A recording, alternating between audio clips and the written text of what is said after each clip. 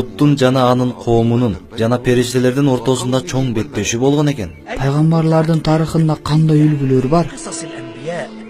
Алардын жашоосунан, өмүр баянынан ала турган дагы кандай пайдалар, таалимдер бар? Бул нерсе ыйман менен куфурдун ортосундагы алышуу дагы көптөгөн кылымдарга уланат. Анткени бул капырлар мусулмандарды өз дининде, өз ишениминде жөн калтырып койбойт. Бул согуш те кыяматка чейин уланат.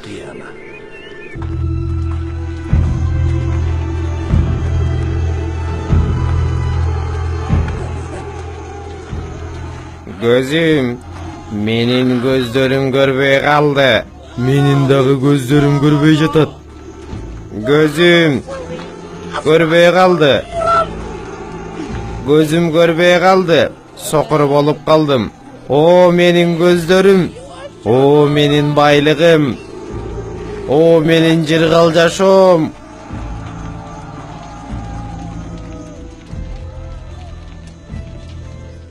Анан Лут үй бүлөсүнө айтты. Аллах Таала мени силерди түндө алып чыгып кетүүмдү буйурду. Мени жана үй бүлөмдү капыр болуп калганынан башкасын сактап калуусун убада берди.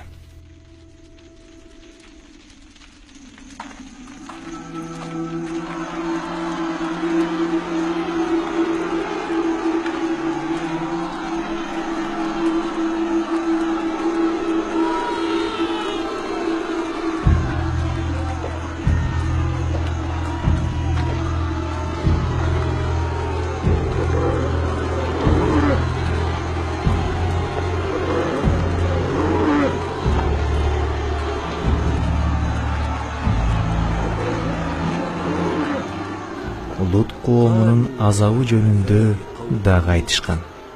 Жибрил бул капырлар турган 7 шаарды канатынын бир жагы менен түп тамыр менен жулуп, алардын баарын асман булуттарына чейин көтөрүп чыгат.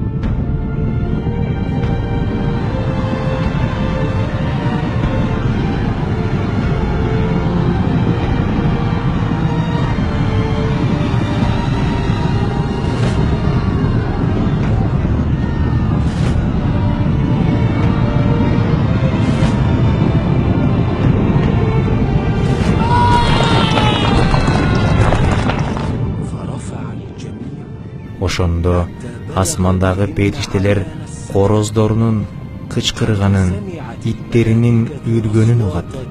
Анан Жибрил ал 7 шаарды оодарып, астын үстүнө кылып кайра таштайт.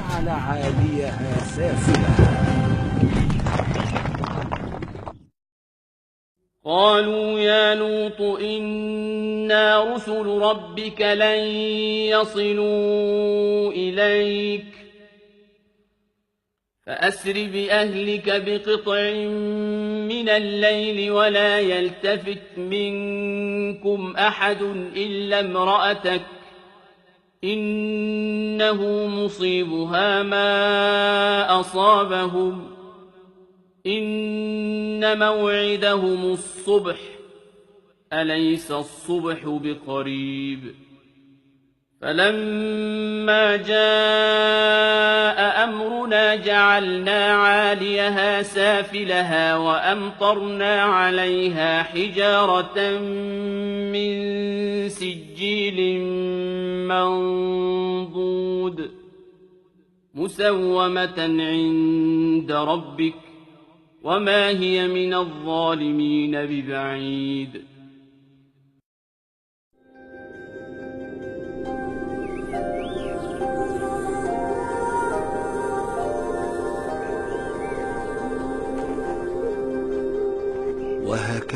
Садом коомунун аягы мына ушинтип бүткөн. Лут пайгамбарыбыз бул окуядан кийин эмне кылды? Лут дагы деле Аллахка даават кылып жашады. Аллахтын халили Ибрахим кызматчыларынан мал жандыктарынан бир бөлүгүн Лутка жардам кылып, таухидке чакыруу жолунда кыйналбасын деп берди.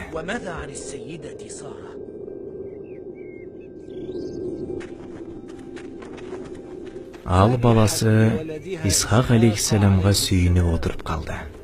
Ибрахим болсо, мен картайып калганда Исмаил менен Исхакты белек кылып берген Аллахка мактоолор болсун деп көп айтчу болду. Анткени Сара баласы Исхакты жашы 90дон ашып калганда төрөдү да. Аллахтын каалоосу ушундай балдарым.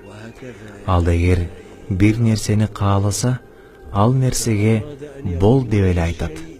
Анан ал нерсе болуп калат.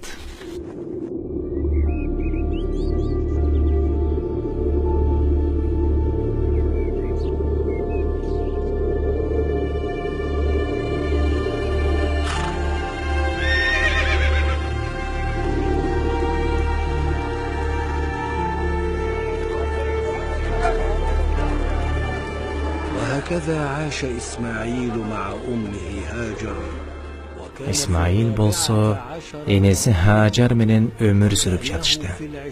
Ал 14 жашында 20 жаштагы жигиттей келбети бар эле. Анан алар жашаган жерге Журхум уруусу келип, аларга кошуна алып жашай башташты. Анткени алар бул жерде суу чыгып калганын көрүп калышты. Хажар энебиз бул уруунун аялдары менен баарлашканды жакшы көрчү эле.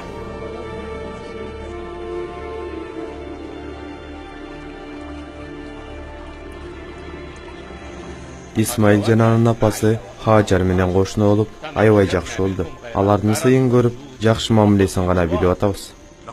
Исмаил жигит болуп калыптыр. Ал жапайы төөнү токуп, балдардага мингизип үйрөтүп жатат.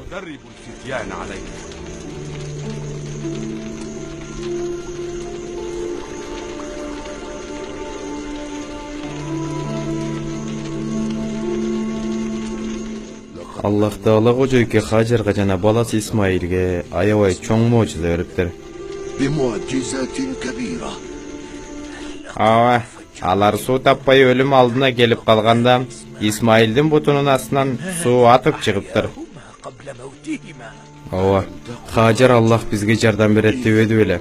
Анан дагы Аллах Ибрахимдин дагы дуасын кабыл кылыптыр.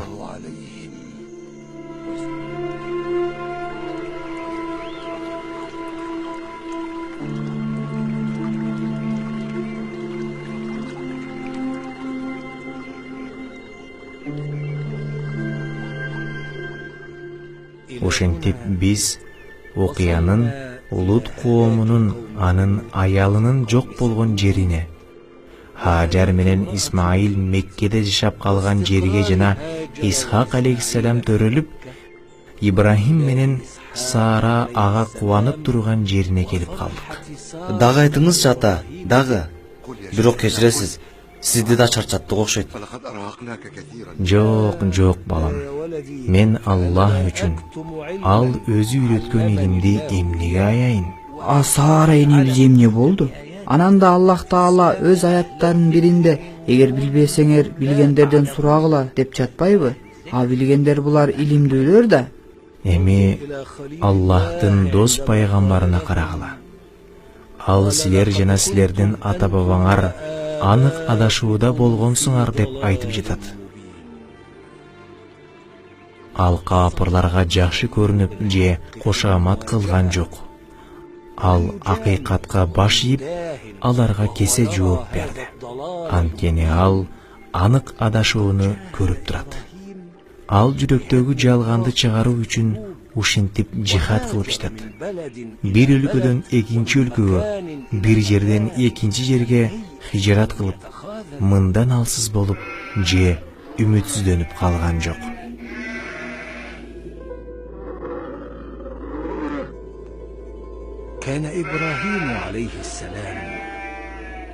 Ибрахим алейхиссалам кез менен Меккеге барып, Хаджар жана баласы Исмаилден кабар алып турчу.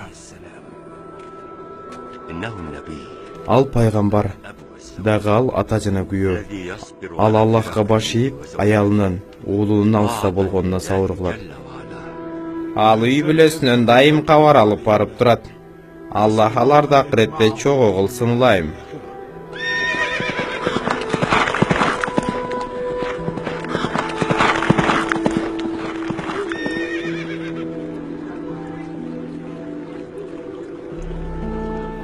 Исмаил ушинтип биздин аттарыбызды токуп, үйрөтүп койду. Ал аттардын үстүнөн далай куладык, бирок аягында алар үйрөнүп калышты. Дагы Исмаил алейхиссалам ал жапайы какыраган жердин табиятын да өзгөрткөн болчу. Анын себеби менен ал жерде суу, эгин жана аттар пайда болду. Жана мунун бардыгы пайгамбарлардын атасы Аллахтын халили Ибрахимдин берекелүү дуасынын артынан болду. Анын дуасы: Роббим, бул жерди тынч өлкө кыл, жана бул жердегилердин Аллахка жана акырет күнүнө ыйман келтиргендерине мөмө жемиштерди ырыскы кылып бер деген дуасы болчу. Subhanallah, alhamdulillah, wa la ilaha illallah, Allahu akbar, wa la hawla wa la quwwata. Эмнеге мынча кечиктиң, о Юха? О, Наргиз, Кайда кетип калдың, Юха? Эмне бул жака келип алдың? Же мени сурап койбойсуң? Абына абатка кошулбай эле койчу. Ошол сени бизден алыстатты. мен Аллахка ыйман келтирдим, о Наргиз. Аллахка? Ким ал Аллах? Аллах ал жаратуучу, ырыскы берүүчү. Бул көлөкөнү да Аллах жараткан. Ал деңиз дарыяларды да жараткан. Аллах ал күндү да, айды да жана бардык жылдыздарды жараткан зат. Анын эч кандай шериги жок. Кудай жөнүндөгү бул ажайып маанилүү сөздөрдү мурда эч качан укпаптырмын. Сен дагы ыйман келтир, о Наргиз. Момун бол. Айт. Аллахтан башка кудай жок. Ибрахим Аллахтын пайгамбары. Ибрахим? Ал жанагы отко ургатылып, анын отаны күйгүзбөй, тескерисинче ага от муздак болгон кишиби? Ооба. Анан да сен Аллахка ыйман келтирип, аны жалгыздамайынча мага аял боло албайсың.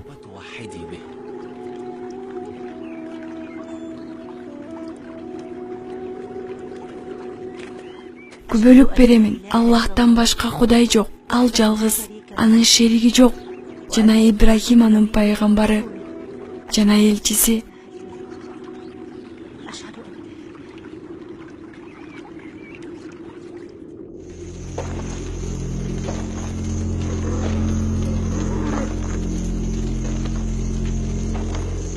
ووصل إبراهيم إلى مكة وقابل هاجر وإسماعيل وسعد إسماعيل بصلاته خلف أبيه النبي.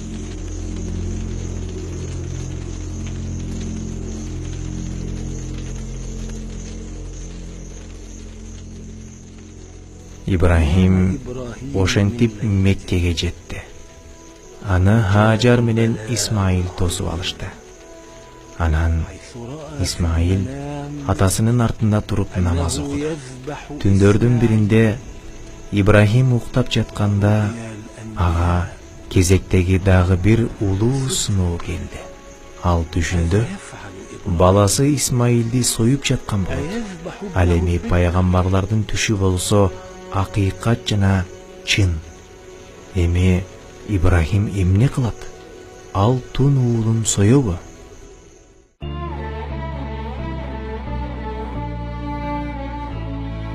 يلي خليلك ربنا من زيك، يلي ضيوفك من السما نزلت لك، خطك مناسكنا يلي ملك البيت، سلمت سلمنا لبيك رب البيت، ورثنا قبلتنا قبل الرسل بسنين، وجهت أمتنا ليها يوم الدين، يلي خليلك ربنا.